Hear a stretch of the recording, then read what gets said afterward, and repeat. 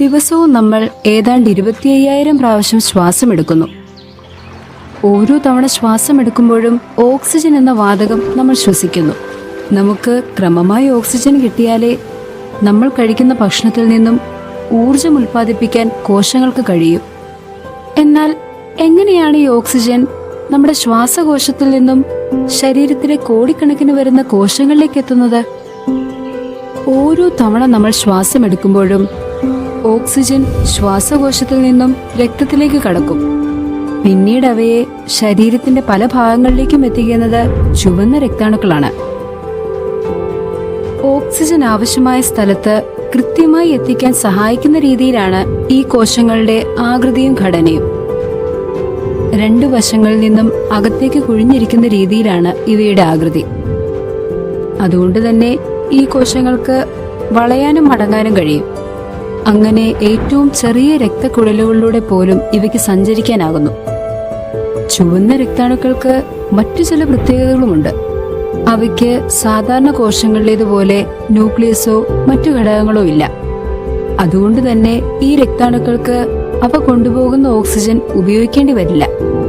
ഈ പ്രത്യേകതകൾ ഉള്ളതുകൊണ്ട് പ്രധാനപ്പെട്ട ഘടകമായ ഹീമോഗ്ലോബിനെ ഉൾക്കൊള്ളിക്കാൻ അവയ്ക്കാകുന്നു. ഓരോ ചുവന്ന രക്താണുവിലും 25 കോടിയിലധികം ഹീമോഗ്ലോബിൻ തന്മാത്രകളുണ്ട്.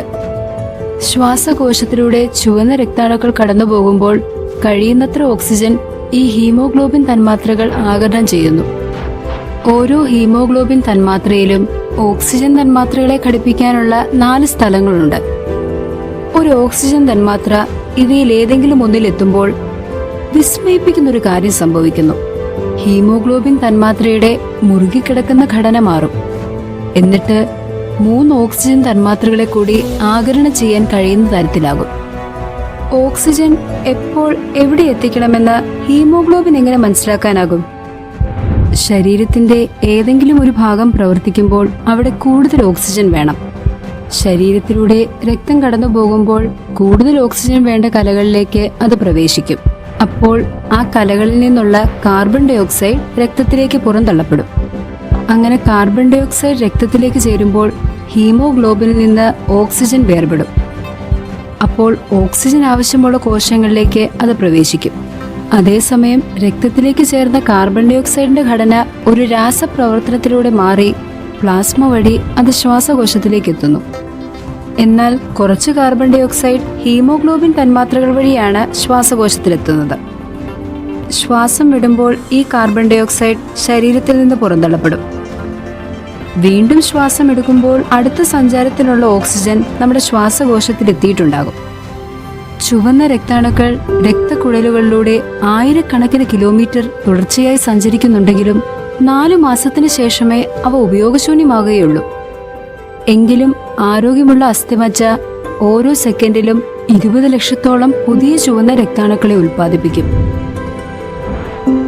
ശരീരത്തിലെ കരൾ പിന്നീടുള്ള ഉപയോഗത്തിനായി ഉപയോഗശൂന്യമായ ഈ ചുവന്ന രക്താണുക്കളിൽ നിന്ന് ഇരുമ്പിനെ വേർതിരിച്ചെടുക്കും. എത്ര അതിശയകരമായ പ്രവർത്തനങ്ങളാണ് നമ്മുടെ ശരീരത്തിൽ നടക്കുന്നത്! നിങ്ങൾക്കെന്തു തോന്നുന്നു? നമ്മുടെ ശരീരത്തിലുള്ള കോടിക്കണക്കിന് ചുവന്ന രക്താണുക്കളിലൂടെയുള്ള ഓക്സിജന്റെ ഈ സഞ്ചാരം പരിണമിച്ചുണ്ടായതാണോ, അല്ലെങ്കിൽ അതാരുടെ കരുവിരുത്?